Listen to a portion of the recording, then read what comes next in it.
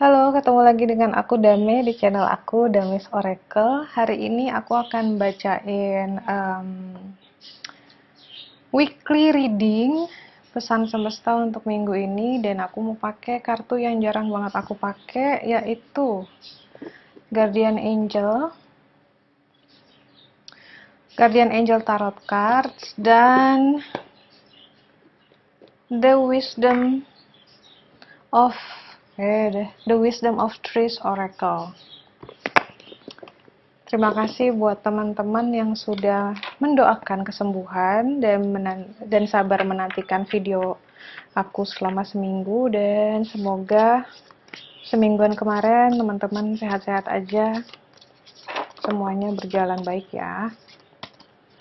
Di pick a card ini aku akan bikin 4 spread. Tunggu, 4 atau 3 ya? 3 aja deh, 3 spread. Boleh pilih salah satu, pilih 2 atau pilih 3-3 juga boleh, dan nggak milih juga nggak apa-apa.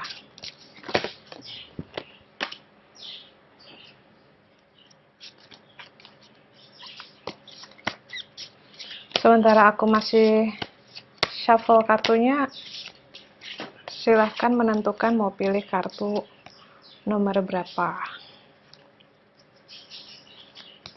Di luar terang banget deh, cakep banget cuacanya.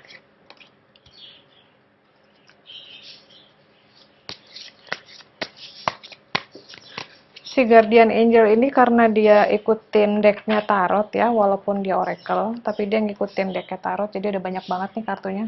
Jadi susah banget di shuffle, melukai tangan. Iya, keras soalnya ujung-ujungnya, jadi tangan gue kayak kebeset-beset gitu.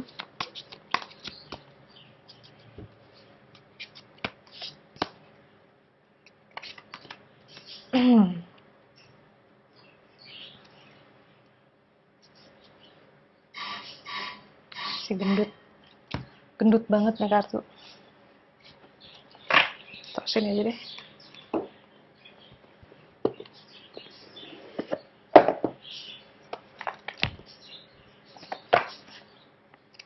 Tada! Nih, numpuk di sini. Gue takut ambiar.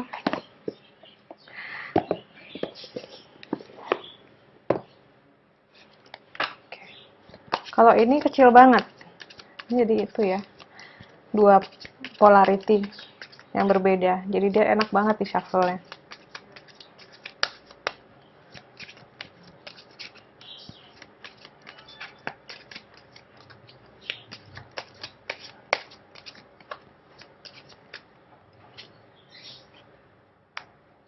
Ingat ya, pesan ini sifatnya general.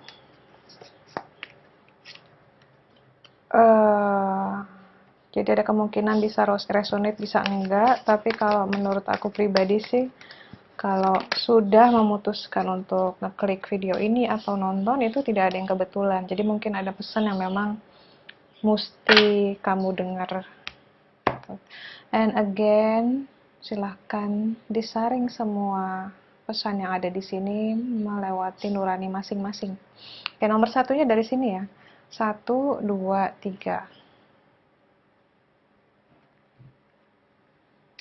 Udah.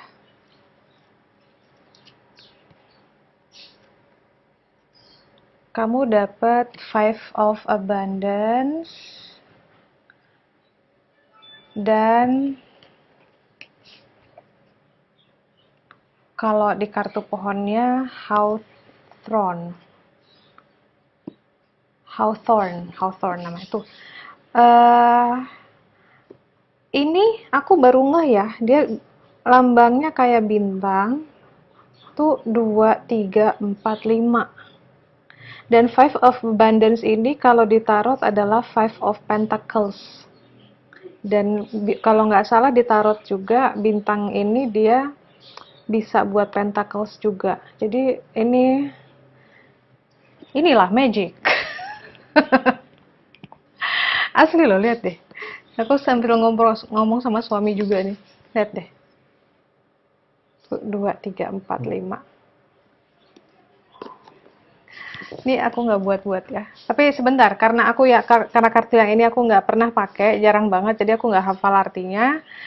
Aku lihat dulu di buku panduannya ya.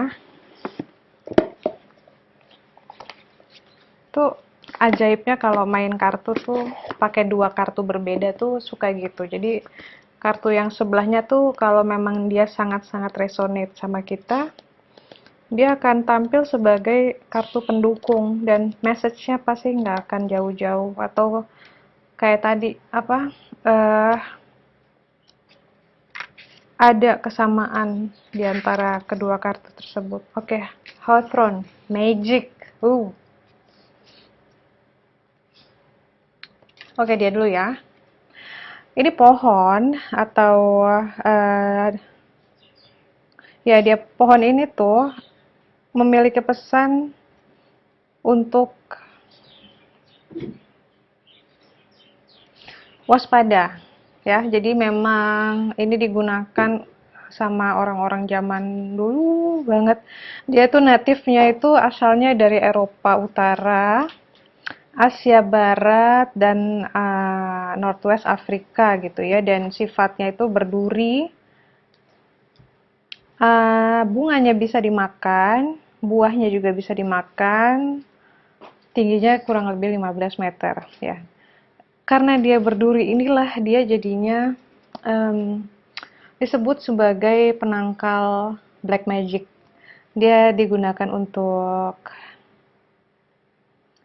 penangkal sihir ya, dan spiritual cleansing juga protection. Bunganya warnanya putih, diasosiasikan dengan kemurnian white goddess. Jadi putihnya ini buat orang-orang yang natifnya ya, di mana tumbuhan lokal ini tumbuh. Bunganya itu diasosiasikan oleh dengan kemurnian atau kesucian Dewi Putih gitu. Ya, dia dipercaya memproteksi penduduk di sana dari penyihir-penyihir yang pada masa-masa tertentu di setiap tahun itu lumayan aktif kegiatan sihir-sihir hitamnya. Dan di kartu ini aku tadi ambil dia posisinya tegak, artinya kita ingin diingatkan oleh kartu ini bahwa dunia ini penuh keajaiban ya. Jadi ini it's about magic.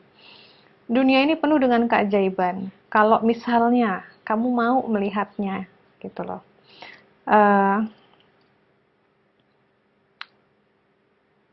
Jadi lucunya karena dia datang dengan kartu Five of Abundance ya. Five of Abundance ini dia bicara tentang ada saatnya ketika kita membutuhkan pertolongan ya. Dan di sini juga dibilang your angels want you to know that you need not go through your current challenges alone. Jadi kamu nggak perlu sendirian menghadapi cobaan yang kamu hadapi sekarang. Accept the help of those around you. Terimalah bantuan dari orang-orang di sekitarmu. Situasi yang kamu alami ini sifatnya temporer. Tidak akan seperti ini selamanya. This may not be the right time to become self-employed. Jadi untuk yang pengen berpikir untuk berhenti pekerjaan, ini bukan saatnya, and be patient. Oke, dia bersama Hawthorne ya. Jadi di sini ada kesulitan mungkin dalam hal keuangan atau dalam karena di abundance ya, dalam day to day living ya, bagaimana bisa hidup ke setiap harinya itu dengan cukup. Nah, kalau si Five of Abundance ini bilang nggak ada salahnya kamu minta tolong untuk sekarang, karena dunia itu seperti roda selalu berputar. Saat ini kamu yang butuh pertolongan dan mungkin besok kamu akan menolong orang, dan kamunya sendiri juga diingatkan untuk tidak berkecil hati dan sebisa mungkin selalu merasa abundant, selalu merasa berlimpah ya, karena mental berkelimpahan itu sebenarnya tidak ada hubungannya dengan berapa banyak uang atau harta yang kita punya, teman-teman. Dan kenapa aku bilang penting untuk mempertahankan mental keberlimpahan ini? Karena mental keberlimpahan inilah yang menjadi magnet untuk kamu menarik banyak lagi rezeki. Buat yang tahu law of attraction, kamu pasti tahu bahwa cara kerja menarik apapun yang kamu inginkan itu ada di state of mind and state of feelings gitu. Jadi bukan kamu cuman ucapin bahwa I am rich gitu misalnya, saya kaya raya. Tapi kamu juga harus berasa kaya gitu. Kamu akan susah untuk menarik sesuatu kalau kamu tidak merasakan hal tersebut ya. Jadi gitu. Pertahankan mentality abundant itu. Aku nggak mau bilang mentality kaya ya, karena kalau kaya itu dia terbatas cuman dari segi uang. Tapi kalau abundance seperti ini, berarti keberlimpahan, berarti ada kebahagiaan di situ.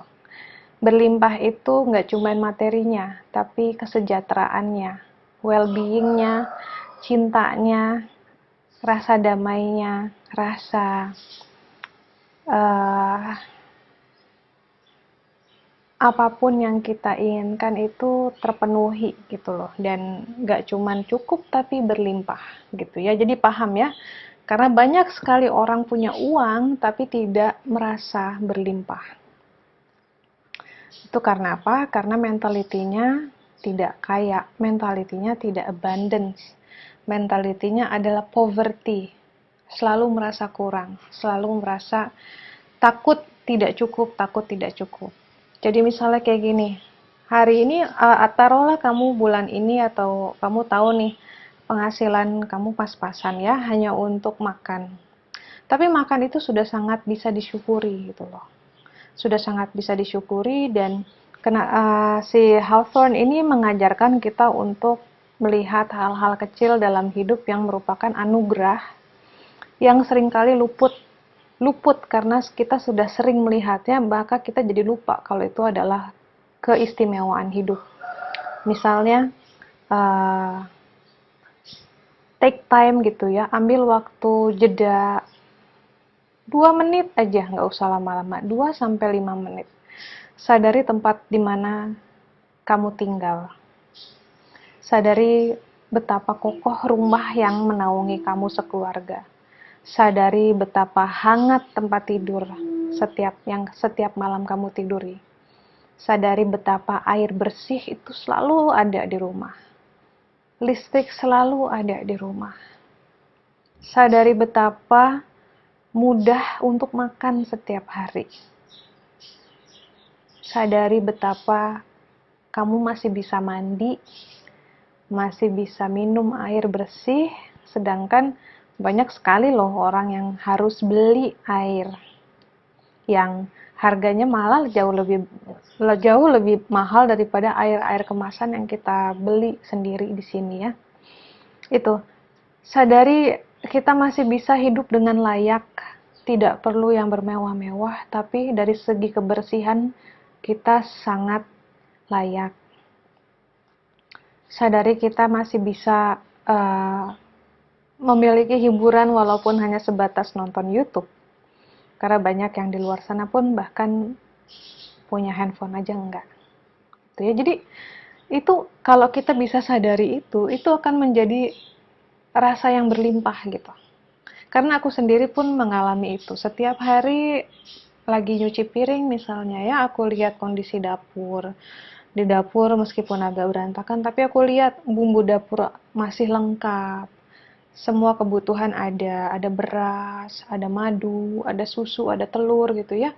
Itu rasanya kayak kalau mau disadari itu rasanya enak sekali ya Tuhan gitu. Aku masih bisa hidup hari ini dengan semua kebutuhan terpenuhi. Masih bisa makan dengan layak, memenuhi gizi diri sendiri.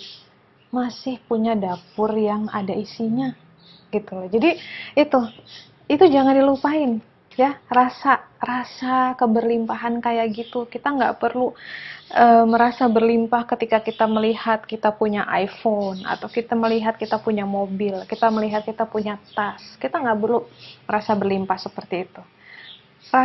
Rasa berlimpah itu dilatih dengan mensyukuri hal-hal yang sudah ada, yang kamu tahu loh Di saat seperti ini banyak orang yang bahkan mungkin kulkasnya aja tidak bisa terisi. Yang mungkin lemari makanannya aja hanya isinya mungkin mie instan. Ya jadi aku aku benar-benar pengen gitu teman-teman, meskipun di tengah-tengah sulitnya hidup banyak masalah, jangan sampai masalah-masalah tersebut itu membuat kita lupa bahwa hidup kita tuh berlimpah, dan keberlimpahan itu sama sekali tidak ada hubungannya dengan uang. Dan terakhir pesan aku, jangan lupakan kesehatan. Seminggu kemarin aku sakit, aku demam tinggi sekali selama beberapa hari. Di situ aku melihat semua hal yang aku punya itu nggak ada artinya, teman-teman. Sama sekali tidak ada energinya. Itu yang namanya barang-barang di rumah aku yang aku beli itu ya, itu nggak ada artinya.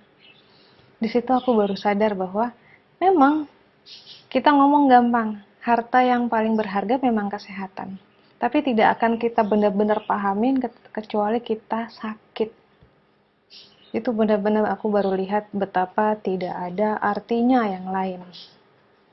Tuh ya, jadi ya selama masih ada kesehatan, masih ada yang bisa dimakan, masih ada selimut, ada bantal yang lembut setiap malam, ada atap. Itu adalah miracles, itu adalah keajaiban hidup yang harus terus disyukuri agar menarik, menjadi magnet semua keajaiban-keajaiban lain yang mau datang. Dan kurangi mengeluh. Oke, itu yang nomor 1. Yang nomor 2, ada a new beginning, awal baru. Ini kalau ditarot angkanya 0, kalau nggak salah ini adalah kartu The Fool. Dia bilang kamu sedang ada di awal yang baru, awal dari sebuah perjalanan yang sangat luar biasa. You are at the beginning of a wonderful journey. There is no need to have any fear. Nggak perlu takut. Karena ada guardian angel yang selalu siap menuntun kamu di setiap langkahmu. You have unique gift to offer to the world. Kamu punya bakat yang unik yang bisa kamu tawarkan kepada dunia. Asalkan kamu harus membebaskan dirimu dari apapun yang menahanmu selama ini. Kesempatan-kesempatan baru akan muncul kalau kamu yakin. Ini yang nomor 2, dia ditemani oleh kartu Silver Birch. Silver Birch ini datang dengan posisi upright ya, tidak terbalik, karena kalau dia kebalik itu artinya beda. Bentar aku cari dulu artinya. Silver Birch. Silver Birch ini artinya cleansing. If you work with me, I will teach how to cleanse your body and your spirit to find peace and complete health. Dan dia adanya di Eropa, Asia Barat. Kalau dia connected sama Dewi Freya, the Lady of the Forest, di Norse and Germanic tradition. Dan dia juga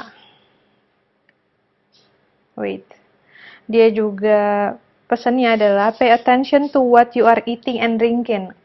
Perhatikan asupan apa yang kamu makan dan minum. Lakukan yang terbaik untuk memilih makanan dan minuman yang benar-benar menurish atau memberikan kesejahteraan yang murni dan cocok untuk metabolisme kamu saja. Jika memungkinkan, cobalah menanam buah atau tanaman atau herba kamu sendiri di halaman ya. Jadi lucu banget. Di sini ada new beginning, di sini ada silver birch. Jadi ini ada awal baru untuk yang berhubungan dengan kesehatan. Jadi teman-teman, gak pernah ada kata terlambat untuk mengubah pola hidup, untuk mengubah pola makan terutama, karena dia bicara tentang pola makan. Dan Kebangkitan spiritual itu akan menuntut seseorang untuk mengubah semuanya, termasuk cara dia makan dan hidup ya. Kalau teman-teman belakangan ada yang merasa sedang mengalami kelahiran kembali, kayak reborn, atau mengalami kenaikan kesadaran kembali gitu ya, karena yang namanya awakening itu tidak akan berhenti sampai kita mati ya. Awakening itu artinya kesadaran kita terbuka lagi, semakin paham bagaimana cara semesta ini bekerja, semakin paham apa artinya itu yang namanya oneness ya. Jadi awakening itu bukan artinya kebuka semua six sense ya, kemudian kamu menjadi sakti. Itu cuman side effect aja. Awakening terjadi ketika kamu semakin sadar siapa kamu sebenarnya. Kamu semakin sadar siapa Tuhan di dalam diri kamu sebenarnya, ya. Jadi setiap ada kesadaran-kesadaran kecil yang terbuka, tercerahkan, DNA tubuh akan berubah. Dia akan healing banyak di dalam, susunannya juga akan berubah, dan kamu akan merasakan at certain point kamu tidak akan bisa lagi makan makanan tertentu yang tadinya kamu doyan gitu ya. Kamu badannya nggak mau nerima lagi. Minuman juga seperti itu, dan itu please diikutin karena itu penting untuk perjalanan spiritual. Karena kita itu satu kesatuan, yang namanya Trinity itu one body, mind, and soul. Itu nggak bisa dipisah-pisah, nggak bisa badannya dibiarin aja gitu ya, kita cuman meditasi, belajar, segala macam, tapi badan kita dibiarin aja, nggak diurusin, itu salah banget. Itu nggak akan, yang namanya, yang jalan spiritual yang benar itu tidak meninggalkan dari ketiga hal ini. Ini penting. Makanya bilang, your body is your temple, itu karena itu memang rumahnya Tuhan. Kalau orang Islam bilang Baitullah, yang sesungguhnya adalah tubuh.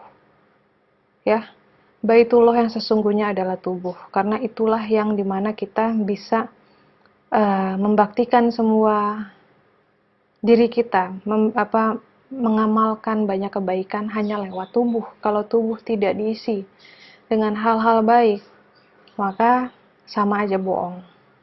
Kemudian pikiran, hati-hati menggunakan pikiran. Jangan sampai pikiran menjadi tuan. Jangan sampai pikiran yang ngedrive kita kemana-mana. Karena pikiran pengetahuannya hanya terbatas. Jadikanlah dia sidekick, jadikanlah dia pendukung. Jadikanlah dia teman. Jangan jadikan dia pemimpin dalam hidup. Kemudian soul. Jadikanlah dia pilotnya. Jangan kebalik antara mind and soul ini. Jadi, hiduplah menurut soul, jangan hidup menurut logika. Karena hidup menurut logika akan penuh ketakutan akan kehilangan. Akan penuh ketakutan akan kekurangan. Tapi jika menurut soul, semua sudah sempurna. Karena tidak akan ada yang hilang. Yang hilang hanya berganti bentuk. Energi itu kekal ya. Tidak akan pernah, nggak pernah hilang. Jangan pernah ketakutan gitu loh ya. Jadi mind, body, and soul, pastikan ketiganya dirawat, diberikan asupan yang baik, dipuasakan jika bisa. Kalau itu untuk cleansing, misalnya buat teman-teman yang pikirannya terlalu aktif, puasakan pikirannya. Caranya gimana? Jangan dikasih asupan informasi. Puasa sosial media, puasa buku-buku, hening, be present. Biarin, itu akan semakin menggila pikirannya kalau kayak gitu. Puasain. Kalau teman-teman ngerasa badannya yang terlalu menuntut, craving mulu, pengen ini, pengen itu, kayak orang ngidam, pengennya manis, terus pengennya pedas, terus puasain badannya. Ajari badannya untuk merasa cukup. Atau bisa bikin food journaling. Catat hari ini kamu makan apa aja. Pernah nggak teman-teman nyatat apa yang dimakan? Coba deh, dalam waktu 1 hari, dari awal misalnya bangun tidur, kamu minum apa? Kopi nih, kopi. Tulis aja kopi jam segini minum teh, jam segini makan apa. Nanti sampai malam kamu bisa lihat berapa banyak makanan yang kamu kasih masuk ke dalam dan memenuhi gizi apa enggak. Itu kamu akan amazed, kamu akan nggak percaya deh. kamu masukin apa aja ke dalam badan. Karena kita biasanya autopilot kan, makan-makan sambil kerja, sambil ngobrol, sambil apa. Jadi kita nggak terlalu merhatiin apa aja yang masuk ke badan. Tuh. Kalau mau ya, kalau mau benar-benar hidup mindful, jadi jangan cuma tahu teori mindfulness aja. Hidup mindful itu ya benar-benar kamu sadar apa yang kamu makan, kamu minum, kamu pikirin, dan kamu ucapin itu kamu ucapin dengan sadar. Boleh kayak gitu dicoba bikin food journaling ya. Jadi buat yang pilih nomor 2, ini ada perubahan yang sifatnya lebih ke spiritual sebenarnya, tapi kamu harus juga membenahi apa yang kamu makan dan kamu minum di sini.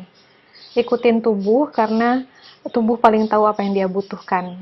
Ya, jadi kalau misalnya tahu-tahu lagi pengen makan buah, itu ikutin. Dan kalau misalnya kamu udah mulai nih pengen sesuatu yang kayaknya sifatnya mungkin terlalu manis atau terlalu berminyak, kamu tanya lagi ke dalam. Ini yang mau siapa? Apakah hanya untuk muasin lidah aja atau memang badan itu butuh makan tersebut ya. Jadi sering berkomunikasi dengan tubuh dan tanyakan, ini yang mau hanya lidah atau benar-benar badan yang butuhin. Ya, karena kalau sudah sampai bisa mengikuti badan, body, mind, and soul-nya selaras, maka hidup akan makin mengalir dan opportunity ya, ini kan dia bilang tadi, kesempatan-kesempatan hidup akan terbuka. Jadi ya, ingin hidup lebih sejahtera, banyak rezeki, lebih mudah, lebih ringan, semua harus dibenahi dari diri sendiri dulu. Oke, ini nomor 2. Nomor 3, Eight of Emotion. Ini Eight of Cups nih, kalau ditarot. You feel a deep longing for something meaningful in your life. Jadi kamu tuh katanya lagi ingin banget sesuatu yang lebih bermakna gitu dalam hidup. In your heart, you know that there's more out there. Kamu tuh tahu dalam hati kamu bahwa hidup tuh sebenarnya nggak gini-gini amat juga gitu kan. Mungkin ini saatnya untuk switching careers, pindah karir, pindah rumah, atau pindah kota, atau melakukan suatu perubahan yang penting ya. Lakukan apa yang benar untuk kamu dan carilah your magical new life itu. Carilah hidup yang lebih bermakna itu ya. Jadi lakukan hal yang benar menurut kamu, bukan menurut orang lain, karena semua orang pasti akan punya pendapatnya sendiri-sendiri. Dan dia datang dengan Cedar of Lebanon. Cakep banget ya, dan ini upright. Bentar, cari dulu artinya. Cedar of Lebanon, spiritual strength. Oh, let me help you to become rooted in your own spirituality. Trust your instinct. Jadi percayalah sama instingmu sendiri dan biarkan nuranimu memandumu dalam membuat keputusan yang benar sih. Jadi sama ya sama kartu yang tadi, it's about making decision. Terutama jika sekarang kamu menghadapi masalah yang sulit. Know that you are as steadfast and grounded as biggest trees in the forest. Jadi kamu jangan ragu. Kamu itu sebenarnya punya kekuatan yang luar biasa di dalam, kamu tuh ajak ya, jadi nggak perlu ragu sama keputusan yang sudah kamu ambil. Kamu harus yakin bahwa apapun keputusan yang kamu ambil itu baik buatmu dan kamu akan bisa menjalani itu, biarpun nanti di tengah-tengahnya mungkin ada kerikil, ada badai, kamu akan bisa melampauinya karena kamu sekuat itu.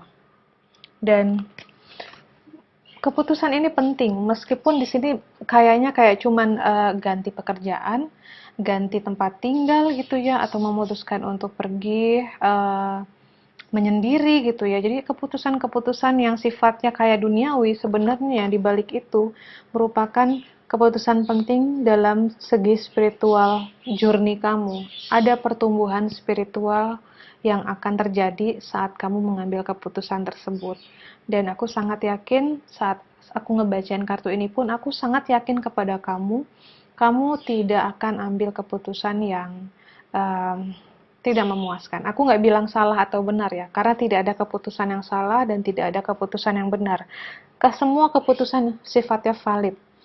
Paling yang bisa aku bilang adalah ketika keputusan itu kita sendiri yang ambil, itu akan lebih afdol menjalaninya dibandingkan ditentukan oleh orang lain. Ini hidupmu.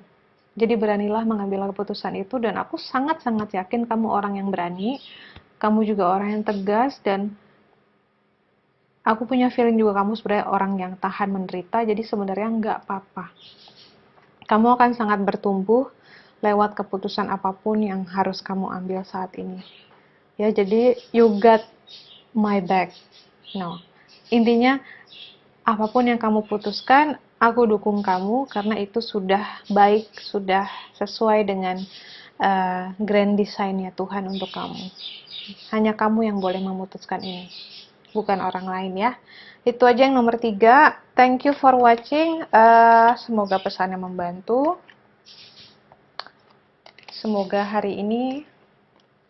sisa hari ini berakhir dengan menyenangkan, dan sampai ketemu lagi besok. Insya Allah kalau tidak ada apa-apa, kita bisa morning talk seperti biasa. See you. Ya.